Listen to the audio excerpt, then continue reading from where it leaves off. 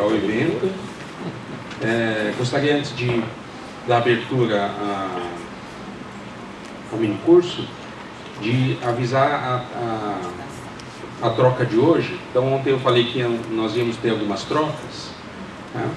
Então, hoje, no período da tarde, a palestra do professor Everaldo vai passar para amanhã, e a de amanhã, do professor Tiago Gomes de Castro, Ação e Percepção, Reversão, Emergência, Síntese e o Paralelismo, vai passar então para as 14 horas.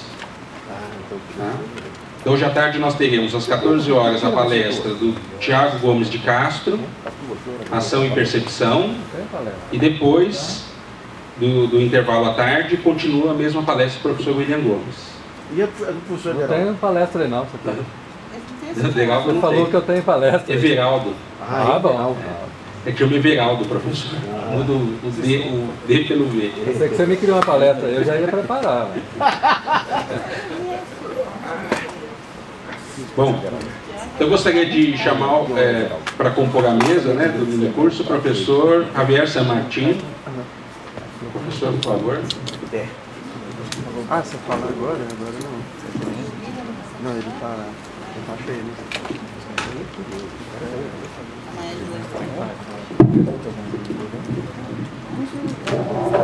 Fazer assim, ó, daquela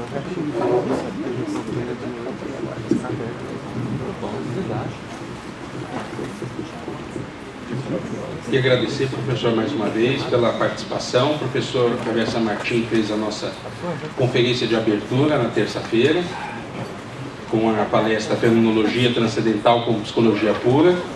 E hoje, novamente, o professor Javier San Martín vai contribuir com o nosso evento, né, com o minicurso Los Limites do Programa Cognitivista desde la Fenomenologia. Esse foi um pedido o professor San Martín, principalmente quando eu li um capítulo desse livro, Professor, Antropologia e Filosofia, né, de 95. Nesse livro, o professor Javier San Martín tem um capítulo chamado Psicologia Cognitiva e Fenomenologia, né?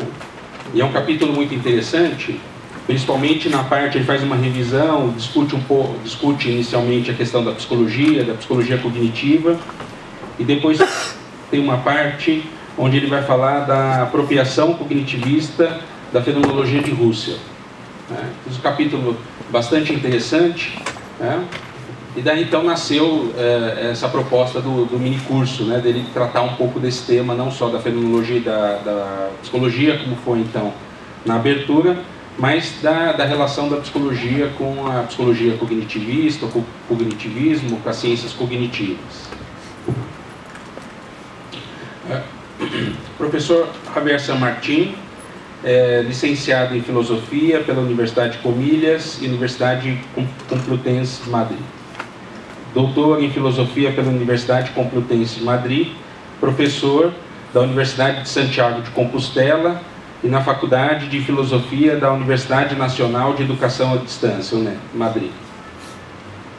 É professor de Antropologia Filosófica, Metodologia, Filosofia como Fenomenologia como Filosofia Prática, Problemas Atuais da Filosofia, entre tantas outras disciplinas.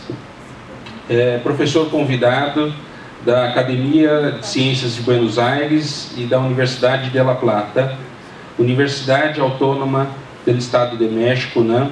Universidade de Nápoles, Universidade del Estúdio de Salerno, Universidade Católica de Buenos Aires, Universidade Católica de Lima. O professor Javier San Martín também é o fundador da Sociedade Espanhola de Fenomenologia, presidente honorário. É autor de em torno de 20 livros, editor de mais 10 livros. Eu falei um pouco dos livros na abertura, né?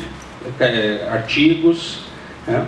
E aqui eu destaco alguns livros, como Para uma Filosofia da Europa, né? Trata da fenomenologia e história, né? Ensaios de fenomenologia da história, La Fenomenologia de Husserl como Utopia de la Razón, que é um livro de introdução à fenomenologia. Estava até conversando com o professor Javier San Martín da possibilidade de nós traduzirmos esse livro para o português, né, que é um livro muito bom a gente fala de introdução à fenomenologia, mas é uma introdução bastante interessante.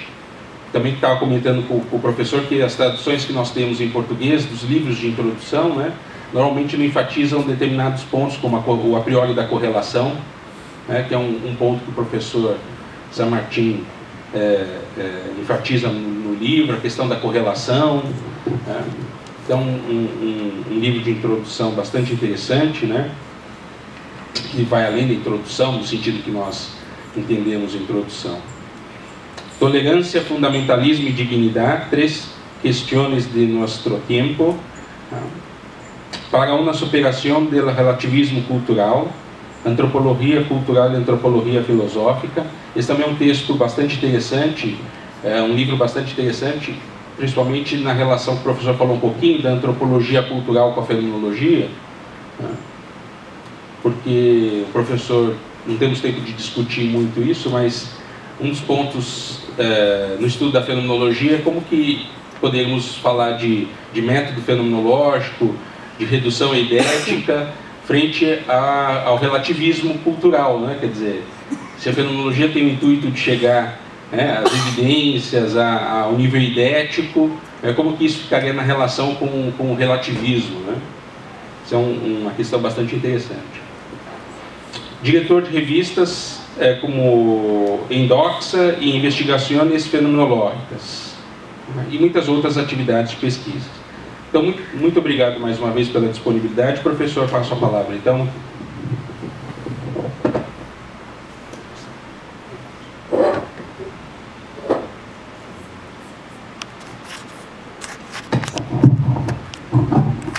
Muito obrigado, profesor Tommy, por la presentación y por la invitación.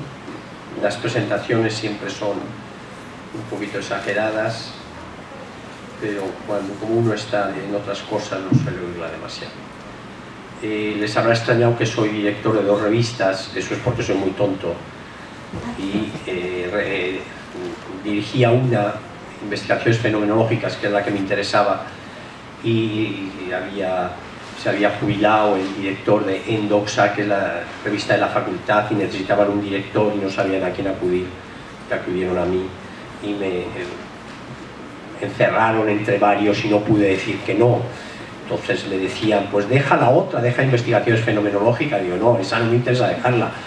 Así que bueno, acepto siempre que me deis poco trabajo y punto. O sea, no es más afán auto o de control. Bueno, el minicurso va a consistir en 2 partes. Expondré la primera parte y haremos una pausa para descansar un poquito la voz, y después en la segunda ya tocaré temas más directamente concernidos con el curso, con los límites del programa cognitivista, mientras que en el primero voy a dar una serie de conceptos que me parece que son absolutamente fundamentales en la filosofía para abordar ese tema. El tema a mí me parece extraordinariamente importante y, como diré, en cierta medida yo creo que actualmente es posiblemente, junto con la fundamentación, o por lo menos la legitimación de la ética, el tema de la relación mente-cuerpo, o como decíamos antes, cuerpo-alma, es el gran desafío que tiene actualmente la filosofía. Más aún, en un libro mío que se publicará pronto, en la editorial Trota, que son unas lecciones que di en Guanajuato, en México, hace 2 años, hago una interpretación de la última parte de Husserl, de la crisis de las ciencias europeas, siguiendo lo que anuncié el otro día, que era la crisis como una filosofía de las ciencias humanas. En realidad especifico más en qué sentido es una filosofía de las ciencias humanas como una respuesta, justamente en la tercera parte de la crisis, la que habla del camino del mundo de la vida y de la psicología, la fenomenología trascendental. Cada una de esas partes es una respuesta de la fenomenología por parte de Husserl, diríamos muy avant la lettre, porque aún no existían esos desafíos con la fuerza que existen ahora.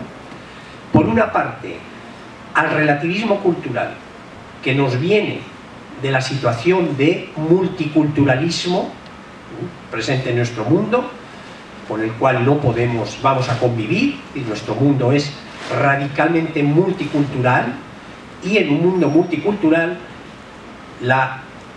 aquello que provocó y que Husserl tematizó también muy bien en el penúltimo texto que escribió en 1937, la filosofía no surge, como decía Platón y Aristóteles, de la sorpresa que nos produce el mundo, no. La filosofía surge de la diafonía ton doxon, de la discrepancia de las opiniones, pero no de las opiniones cualquiera, de las opiniones técnicas, no, de las opiniones básicas de la vida, de aquello que decían Genófanes: los dioses de los eritreos son negros, los dioses de los tracios son blancos. Pues o es verdad una cosa u otra, pero los mismos dioses no son blancos y negros.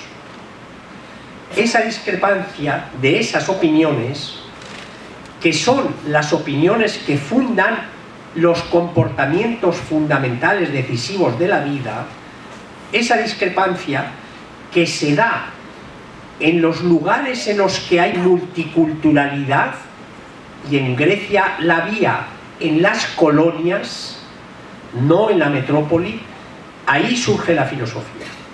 O sea, la filosofía surge por la discrepancia de las opiniones culturales, es decir, por la multiculturalidad. Y esto es justo lo que ahora tenemos como nuestro mundo. Nuestro mundo es radicalmente multicultural. Pues ese es el desafío al que responde Husserl en lo que llamamos el camino del mundo de la vida, que es nuestro mundo. Y esa es la primera parte, la primera sección de la tercera parte de la crisis. Y la segunda parte, la segunda sección de la crisis, de la tercera parte de la crisis, el camino de la psicología, no es otro que el desafío que nos hacen actualmente las ciencias cognitivas o neurológicas, si quieren, sobre el ser humano.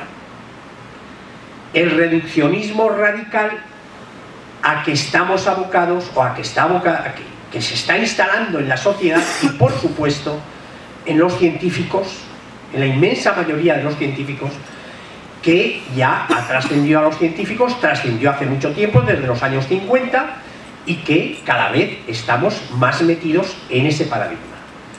Y la respuesta, el camino de la psicología de Husserl, es exactamente una respuesta a ese desafío. Con lo cual tenemos que la tercera parte de la crisis es realmente de una actualidad rabiosa, completa. Bien, lo primero que voy a hacer es contar un poco, esto es un método que utilizaba Ortega y Gasset, hacer lo que se llama la autobiografía de un tema, es decir, cómo uno llega a un tema, porque en la autobiografía se van anudando los diversos motivos que convergen en él y suelen servir para iluminar la importancia o el tenor de ese tema. A mí me gusta esto desde que oía a un profesor de matemáticas decir que para entender matemáticas lo mejor que hacía él era contar a los alumnos la historia de ese teorema, cómo se había llegado a ese teorema y los problemas que habían provocado la necesidad de resolver ese teorema. Y eso preparaba a los alumnos para entender con más precisión ese teorema. Bueno, el primer punto que es importante, porque además me parece que todo lo que vamos a decir se enmarca en él.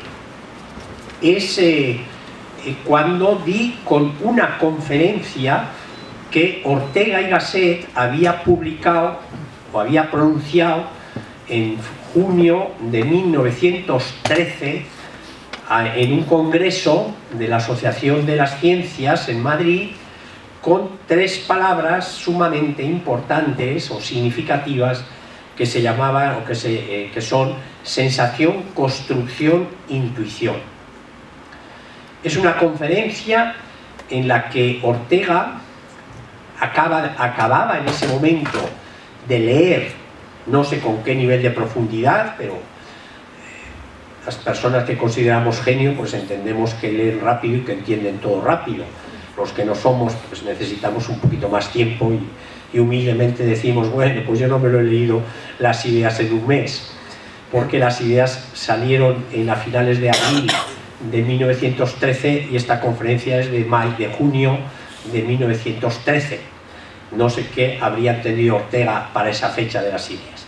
Pero la verdad es que en esta conferencia se presenta por primera vez en español la fenomenología. Y por supuesto también en el mundo latino. Nadie sabía nada en el mundo latino de fenomenología. Curiosamente, hay que decir que 2 países relativamente periféricos como España y Japón fueron los 2 primeros países fuera de Alemania en los que se presentó la fenomenología. Y esta conferencia de Ortega es la primera presentación de la fenomenología, muy sencillita, y consiste en decir, en la historia de la filosofía ha habido 2 grandes paradigmas del conocimiento: el paradigma de la sensación y el paradigma de la